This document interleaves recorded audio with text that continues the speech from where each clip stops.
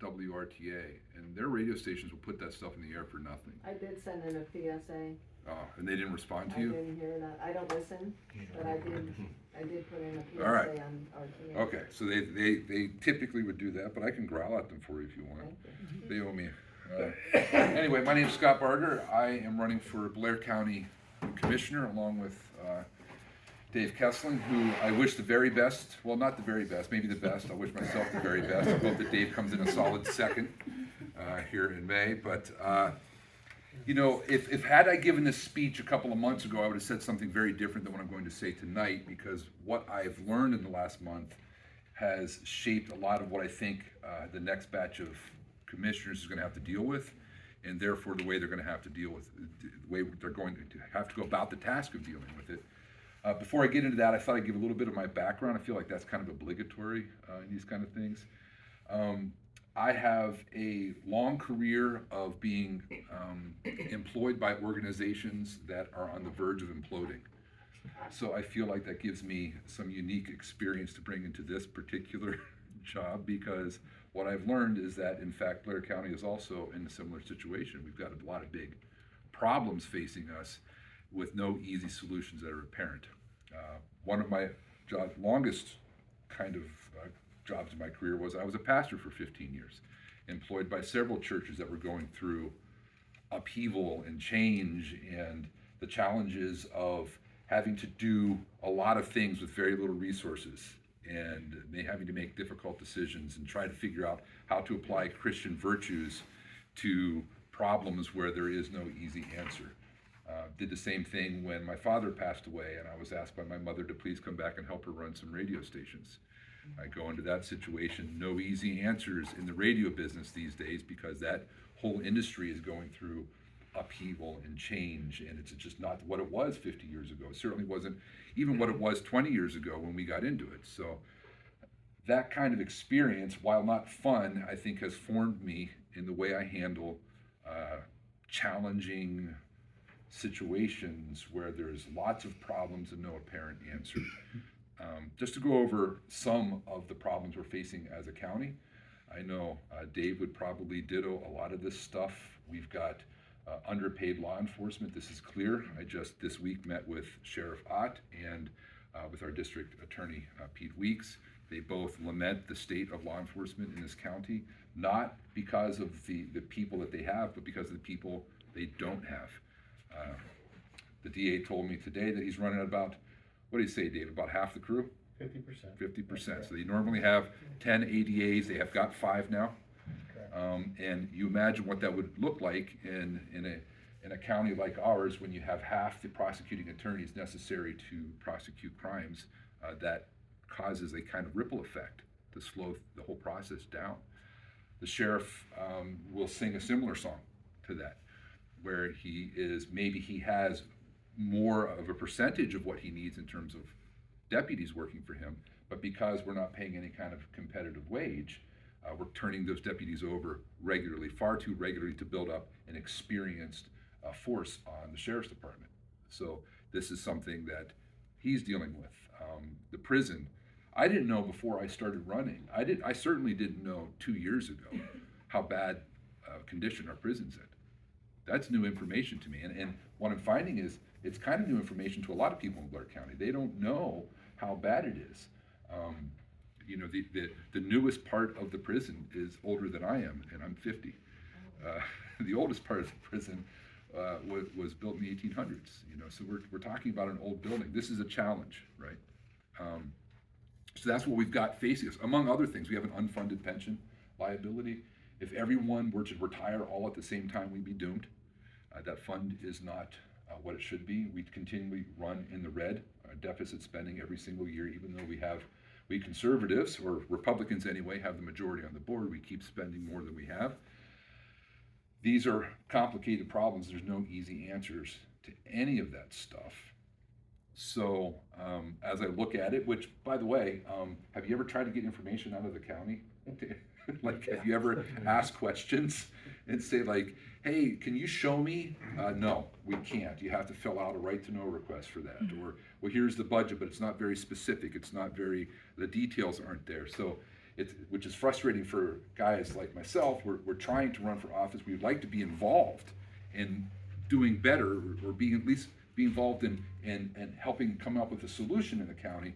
But when you don't get concrete, specific information about the actual nature of the problems we're facing, it's hard to give potential voters a clear answer of what you want to do about it. So, for example, the budget in the county is somewhere around $55 million. Of that, about $35-ish million comes from tax revenue. Everything else comes from other places, like state and federal government, fines and fees and that kind of stuff, grant money, maybe a little. But overall, we're spending about $55 million. We have about $35 million that we raise from taxes. And from what I can tell, if we are going to address just the problems I mentioned this evening, underpaid law enforcement, deplorable conditions in our prison, unfunded pension liability, if we're just going to focus on that stuff, my best guess is that we're needing to come up with about $5 or $6 million in that budget somewhere, either by increased revenue or by decreased spending, or both. That's a lot when you consider that only $35 million of our budget comes from our actual taxes. So if we think that we're going to raise taxes until we get out of this, we're not. I mean, are we going to have to? Oh man, I hate to say it in front of this group. I don't know how bad it is, but I have a gut feeling that this is inevitable. But we're never raising taxes fast enough to get ourselves out of this hole, right? So we're going to have to do things that are more difficult than raising taxes. We're going to have to cut expenses, and that takes some work, you know. And yes. What about tax credits? What about tax credits? Draw businesses into the county. You know, the problem with tax credits isn't tax credits, it's what can a commissioner actually do. You know, commissioners, our ability, if I were to be a commissioner, the commissionership only has certain things that they're allowed to do. Their taxing powers is governed by the law. So within that, there are some things we can do. I even just today was researching, boy, could we do something like a volunteer tax? Meaning, could you ask people to contribute a percentage extra every year towards law enforcement, for example, volunteer basis? Could you do something like that? That falls within the purview of the authority of the commissionership, but a lot of other stuff can't. Like, we can't give a credit to one group without giving it to everybody, for example, you know. So there's challenges there. We're limited to that. So, but yeah, thanks for the question. What I think is that one of the necessary first steps, since we're never going to raise taxes fast enough, nor should we. I mean, who wants to volunteer if you want to pay more taxes? I don't, you know. I think there's going to be a necessary step of having to go in there and do the hard work, line by line, look at what we're spending. So, you know, I had a guy that worked on my elder board when I was a pastor. He said, you know, people need to know the difference between their needers and their wanters. Like, just because you really want something doesn't mean you need something. Well, you know something? I think that's kind of going to have to be part of the process in Blair County. We're going to have to figure out the difference between our needers and our wanters. And some of the stuff we may have to do without, we may really, really want it. But that doesn't mean we need it. That's just where we are, folks. This is not a problem that I have created, nor really any of us in this room. Certainly Dave hasn't created. I don't think so. You know, but we're going to have to come up with a solution to solve it. We have to do this. The prison didn't just fall apart yesterday. This has been a long time coming. We haven't prepared for it adequately. In fact, I'm not sure we prepared for it at all. So that comes to, well, what do I propose to do about this? Well, the funny answer is, vote for me, I'll make all your wildest dreams come true. But that is a lie. That's not going to happen. A vote for me probably means you're going to have a lot of honest and uncomfortable conversation coming out of the commissionership. Because my guess is that whoever's elected next is going to have a lot of accurate information available to them that I don't have as a citizen trying to sift through all the reports in the county website to know exactly what's going on. My guess is there's going to be a lot of bad news. All right, that's my guess. So I don't know the extent of that, but I will tell you this. I do think going through the process of cutting expenses will be necessary. This is how I would propose to do it. And with your permission, I'm going to tell you a story about working in a church, if that's okay with you. I worked in a church as a pastor. And one of the things I did, which I wish I could say it was my idea, but I bet it wasn't. I bet you I had a mentor who was smarter than me who said, hey, Barger, you should do this thing. It's a really good thing to do. Regardless of whose idea it was, I decided that when I was on sabbatical, I would take 1 month of my sabbatical and we hired a preacher to come in to cover for me, right? So I wasn't preaching, but I was still going to church. And what I did is each week I would volunteer in another ministry of the church. So 1 week I was in the nursery and I was changing diapers with the gals in the nursery. And the next week I went to the Sunday school and I taught the toddlers, the Sunday school lesson. And the next week I did and the reason I did that is because I wanted to understand what all these people who were volunteering in our church were doing. I wanted to know what they were wrestling with, what their struggles were, so that I could help them come up with solutions, make their job easier. And in fact, a strategy that I learned, if you want to call it a strategy, maybe a better way to say it is a principle that I learned as a pastor that I think will help us in Blair County is this. And this is going to get a little preachy. Reverend, I'm sorry if it gets a little preachy, but here it comes. Amen. Amen. In the book of Ephesians, in chapter 4, starting in verse 11, it talks about how God grows a church. And in that passage, he says, he grows a church by giving the church leaders who equip people to do the work.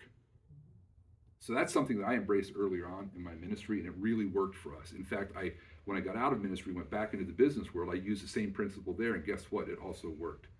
I'm proposing that I think part of figuring out how to cut the right expenses is taking that same approach. That the commissioners should be equipping leaders in the county, right?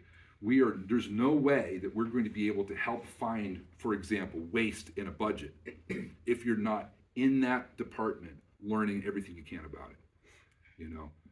I talked to one, I don't think it's appropriate to say which one, but talked to one department head who said that the process for cutting expenses was like something like this. They submitted a budget to the commissioners. The commissioners said cut 10% and sent it back to them. Okay, yeah, cut 10%, that's a great idea. We should be cutting 10%, let's cut 15%. But these folks are already overworked. I think a better approach would be for a commissioner to go into that office and get a desk and be there with those people and learn everything they can about that department so that they can understand maybe where some waste is or where maybe some mismanagement or are we spending money that we shouldn't be. Help these people find those solutions. If you go to the district attorney and say, hey, district attorney, why don't you go through your budget with a fine-tooth comb and find all of the waste? He's down 5 ADAs. Where is he going to have the time to comb through his budget with a fine-tooth comb? He isn't. He's something has to give. We can't expect him to do that. Well, I think as kind of the managing leaders in the county, the commissioners should be about the business of getting into that office and helping. How can we help you? Can I go through your budget? Can I look at, he mentioned to me needing some software to help do his job better, right? But not having the time to figure out how to buy it or research it. Well, commissioners should do that. I should be about the work of equipping the DA to do his job. What can I get you? What can I do for you? How can we become more efficient, right? Same thing with the sheriff.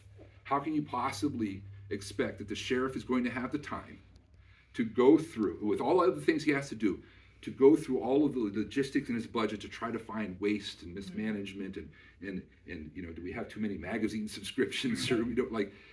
No, commissioners can do that, and it's within their authority under the law. This is not something that requires more money. It's something that requires more effort.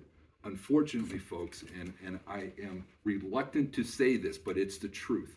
If you ask anybody, any of our elected officials working in Blair County now, if you ask anyone working for government, who is the most responsive commissioner sitting in county government today, they will not name one of the Republicans. They will say it's Laura Burke, who's a Democrat, who's working her tail off and helping us. This should embarrass us as Republicans. We should not be outworked by Democrats, right? But she's doing a good job. She's the one who answers the phone. She's the one who's trying to help the sheriff go through things and figure it out. That is going to be a necessary part of this process. We're going to need to have commissioners who are willing to roll up their sleeves, get in there, learn about these departments, and help them figure out how to save money. I don't see any way around that. We can't just throw it back at the department heads and say, hey, you find where to cut the expenses. You do it. They're already too busy. The DA doesn't have time to do this, right? We can't throw it at the ward and say, you figure out how to build a new prison. You can't do this kind of stuff. The commissioner's going to have to do the extra work. Whoever gets in, I would like it to be me, right? I would like to be one of them, but whoever gets in, they've got a job cut out for them. There's going to be work to do. And there's no way that we raise taxes fast enough, right? I don't think we should even try, to be honest with you. Cutting expenses, streamlining government is going to be a necessary part of this process. And I don't see any way to do that without being willing to, each department, one by one, learn about what they're doing, try to help them find places where they can save money, become more efficient, become more streamlined, and go line by line and separate our needers from our wanters. Needers from our wanters. What is critical? What is just nice? What is necessary for the function of safe, efficient, ethical county government, and what is just a perk? Because we are not flush with cash in Blair County. Did you know that? I just wanted to make sure we're all on the same page here. It's not like we have truckloads of money being dumped off we don't have that. We don't have a luxury to mismanage our funds. So I think from where I stand as an outsider looking in, what's coming is a necessary hard work of learning about each department and going through it and helping these folks, equipping them to do the job they have to do. Help them do it. We've got good people working in county government.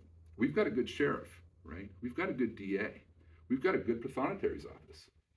That office has drastically improved over the last 7 to 10 years, right? We've got good people doing it, but we can't expect them to do their work plus the commissioner's work at the same time. The commissioners are there to manage, to lead, to equip. They can't do that if they're too hands off, So what would I do the first couple of weeks I'm in office? I don't know. Where should I start? Pick a department. DA, could you set up a desk for me? I'd like to move in and learn. Help me figure out what your challenges is. In fact, as I meet people in county government, the ones who are permitted to talk to me, some of them are not permitted to talk to me, which is frustrating. I ask them all the same question. What's your biggest challenge? And what can the commissioners do to help you, right? They all have about the same challenge. More or less, they sing the same song, slightly different tune. We don't have enough resources to do a good job for the people in Blair County, right? What can the commissioners do to help you? Believe it or not, they also say pretty much the same thing. Answer the phone. Talk to us. Learn about our departments so that you can help us figure out how to do this better. They're all asking for the same thing. I think it makes perfect sense. I've seen it work in bad situations before. I think it'll work again in Blair County. So that's going to be my kind of approach. I think it's going to be necessary. I think it'll work. I feel confident that I'm able to do it. I'm not afraid of it. Sometimes it seems a little bit overwhelming, as I've learned about all of the challenges facing, Blair County. But I do think that it's possible, and it starts with that kind of hands-on, fearless and courageous leadership who's willing to get in there with the people who are doing the work and learn about what they need to do their job more efficiently. Do you want to see if anybody had any questions for you? Absolutely. Any questions? Any questions?